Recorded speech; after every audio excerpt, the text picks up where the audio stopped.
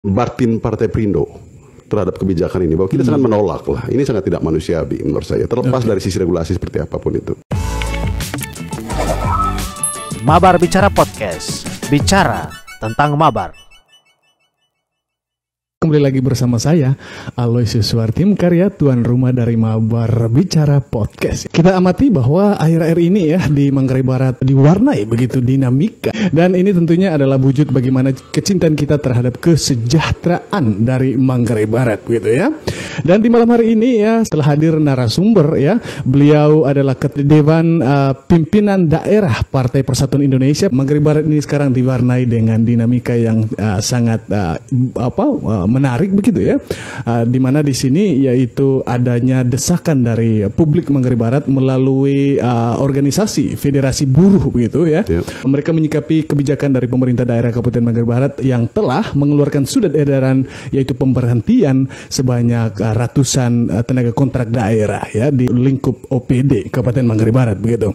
Tentu kita amati bagaimana demonstrasi yang telah dilakukan oleh federasi ini memberikan pressure begitu ya, dengan tujuan tuntutannya yaitu ya meminta kepada pemerintah daerah untuk mengkaji kembali bahkan merevisi dan didesak kemarin itu ya cabut kembali itu surat edaran dan kembali mempekerjakan para TKD begitu. Nah, bagaimana Pak Ketua melihat fenomena dan kebijakan politik yang diambil oleh kepala daerah kita saat ini Pak Ketua? Baik, pertama-tama mungkin saya dari lubuk hati yang terdalam saya ingin mengucapkan rasa empati dan juga turut prihatin ya untuk semua saudara-saudara kita yang memang terdampak dari kebijakan ini. Jadi kenapa memang turut prihatin itu berarti menggambarkan bahwa kebijakan ini tentu mendapatkan resistensi dari publik mabar, apapun itu karena alasan kemanusiaan. Nah, terkait soal dinamika terakhir bahwa ada penolakan yang kemarin juga ada gerakan dari kelompok federasi. Dari sisi saya sebagai pimpinan partai ya, bahwa saya kira federasi yang mungkin pertama kali yang berkesempatan untuk mengekspresikan penolakan ini, tapi saya kira ini menggambarkan mayoritas publik Manggarai Barat. Kalau mau jujur, karena itu saya mungkin melihatnya bahwa para demonstran itu sesungguhnya justru pemimpin sesungguhnya itu ada di antara mereka itu. Karena mereka pertama sense-nya memang benar-benar ada kepekaan di sana. Menurut saya ada kepekaan bahwa kebijakan ini sungguh-sungguh menurut saya sangat bakalan banyak orang yang terancam jadi korban daripada kebijakan ini. Karena yang unik dan agak ironis sedikit bahwa sebenarnya yang kita butuh dari seorang pemimpin itu adalah kebijakannya. Nah, kata kebijakan ini memang negara ini telah memberi ruang kepada seluruh pemimpin kita, yaitu adanya peraturan tentang diskresi bagi seorang pemimpin. Namun jangan lupa bahwa kebijakan ini kan justru berasal dari kata dasarnya bijak. Nah, bagi saya tidak ada sebuah yang berasal dari kata bijak itu lalu berakhir pada victim, ada korban dari bijak. Nah, ini kan menurut saya ada teori yang sedang keliru di sana dari kebijakan itu. Memang kalau dilihat dari etimologi dari kebijaksanaan itu tadi langsung ke bijak begitu ya, tentunya tidak ada victims begitu ya, atau korban begitu ya. Dari jumlah para TKD yang menggantungkan hidupnya ya mengabdi kepada negara begitu, Pak Ketua, hari ini mereka tidak pasti begitu ya, seperti apa kehidupannya mereka. Kalau dari kacamata Pak Ketua sebagai salah satu pimpinan parpol di Kabupaten Manggarai Barat ini, apa saja implikasi yang tentunya akan dihadapi oleh para TKD ini ke depan? Ya, yang pertama sudah pasti terancam jadi penganggur ya, penganggur. Nah, ini kan yang sangat kita sayangkan dari seorang Edi Endi sebagai bupati hari ini. Yang pertama bahwa daerah ini sedang ramai-ramainya kita boleh bilang on the way menuju kota super premium. Lalu di sisi yang lain sebenarnya dari kebijakan ini pula sesungguhnya ada ruang di sana, ada potensi diskriminasi yang memang dan kriminalitas kedepannya sangat tinggi.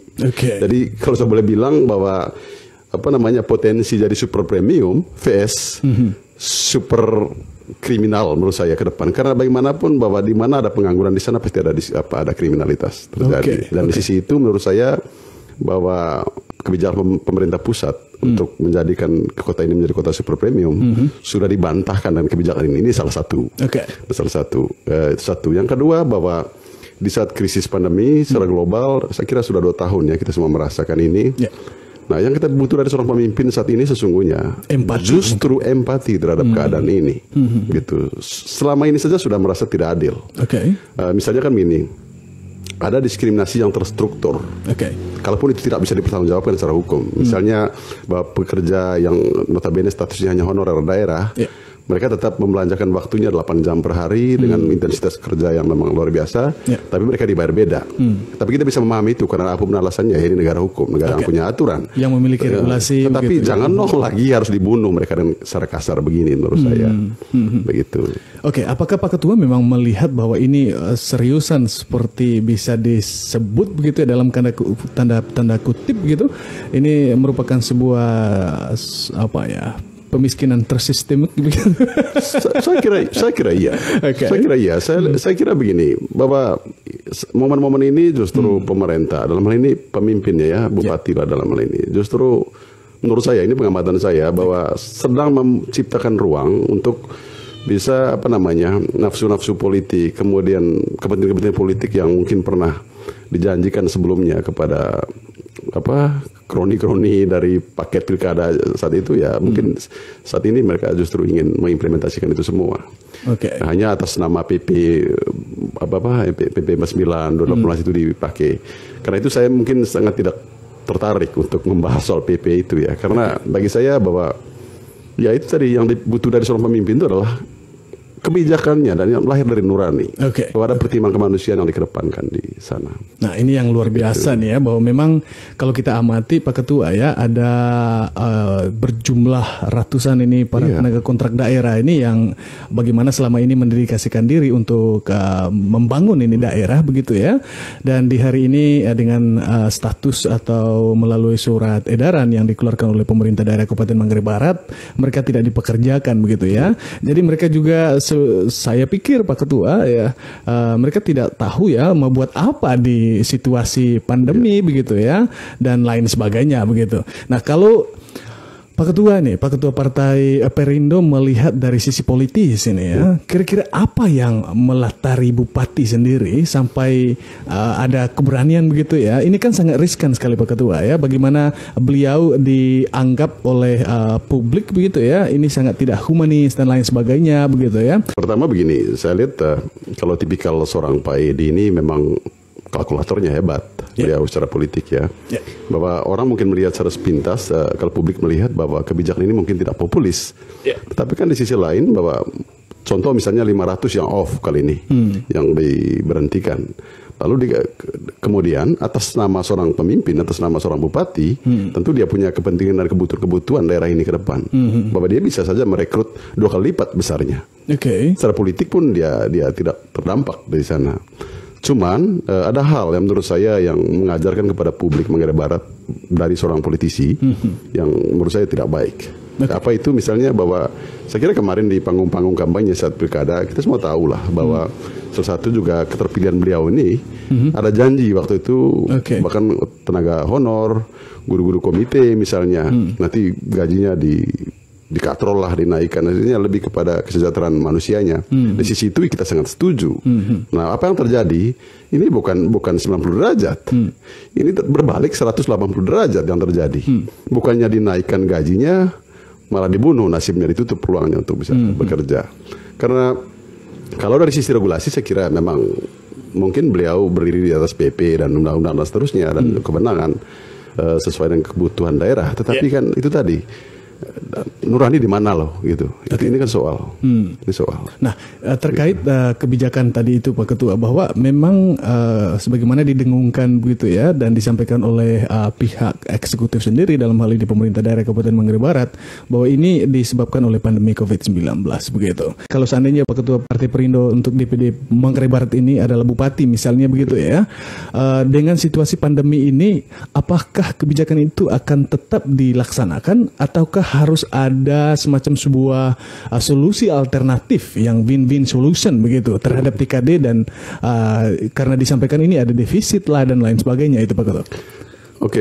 Yang pertama begini, dalam tanda petik bahwa defisit itu kan masih debatable ya. Oke. Defisitnya di mana, datangnya dari mana dan mau kemana kan gitu. Oke. Terkait kebijakan kemarin misalnya pemangkasan jam kerja yang berakibat pada pemangkasan jumlah honorarium kawan-kawan di TKD, itu juga justru mengundang pertanyaan di publik. Gitu. Apakah benar ada defisit? Satu. Yang kedua, jika kemudian ada defisit, lalu uang yang menjadi hasil daripada pemangkasan honorarium ini larinya kemana? Nah, lalu kembali ke pertanyaan Pak Lois bahwa dalam kondisi seperti ini mungkin ada jalan alternatif. Menurut saya begini, waktu yang bersamaan Pak Edi ini sedang gencar-gencarnya ingin memperjuangkan untuk menghutang. Oke. Bahkan konon 1,8 triliun. Ya. Bahwa kemudian kita dengar di luar bahwa mungkin yang disetujui hanya 250 miliar. Ya. Nah itu soal utang dulu. Ya. Bahwa itu juga salah satu kekuatan sesungguhnya bagi daerah kita di Manggarai Barat ini untuk mengatasi masyarakatnya saat-saat krisis seperti ini. Karena prinsip pembangunan itu kan bukan untuk benda mati, saya kira. Bukan soal fasilitas jalan hot mix, bukan soal gedung-gedung mewah. Pembangunan itu kan menurut saya pada prinsipnya di bola bumi ini hanya dua, manusia dan lingkungan sebagai pendukung. Karena kita tidak bisa hidup kalau alam ini juga mati. Nah di saat-saat seperti ini yang di nomor satu kan adalah manusia. Manusia. Jadi tidak justru di saat begini lalu bupati atau pemimpin daerah ini justru menciptakan pengangguran di sana sini. Justru harusnya terbalik.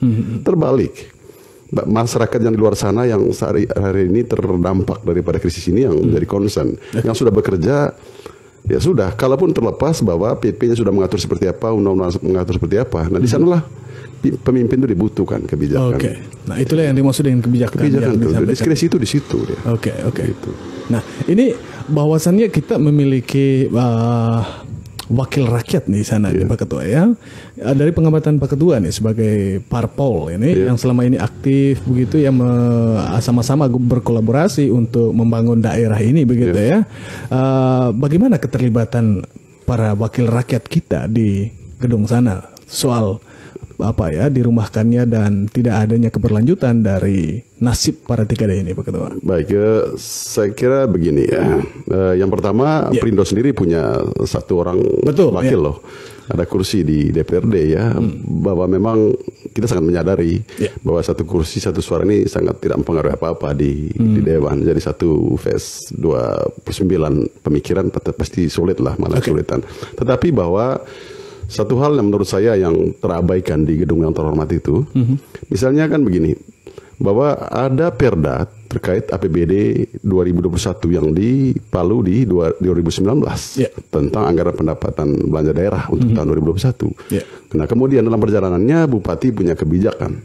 Sampai kemarin itu ada pemangkasan jam kerja, pemangkasan honorarium, tapi ini tanpa dibahas atau tanpa dibuat perda tentang perubahan APBD 2-nya. Ini kan soal Pak. Nah di sisi ini menurut saya DPRD 30 orang itu terlambat melek. Jadi bagaimana mereka bisa akhirnya kemudian melahirkan perda APBD 2 APBD untuk tahun 2022 ini, sementara perda APBD 2021 tanpa ada perubahan, Bupati jalan sendiri di luar perdanya, DPRD-nya pada diam. DPRD pada diam. Nah kemudian kenapa misalnya pertanyaannya Perindo tidak menyalurkan semua suara itu melalui anggota DPRD-nya? Kita sangat menyadari itu bahwa memang kesulitan satu kursi kita di DPRD. Sehingga kemarin ketika saya melihat bahwa melalui gerakan federasi dalam bendera federasi, mayoritas teman-teman pengurus Partai Perindo, pejabat-pejabat teras Partai Perindo bergabung di sana. Nah saya kira ini memang menggambarkan batin Partai Perindo terhadap kebijakan ini, bahwa kita sangat menolak lah. Ini sangat tidak manusiawi menurut saya, terlepas dari sisi regulasi seperti apapun itu.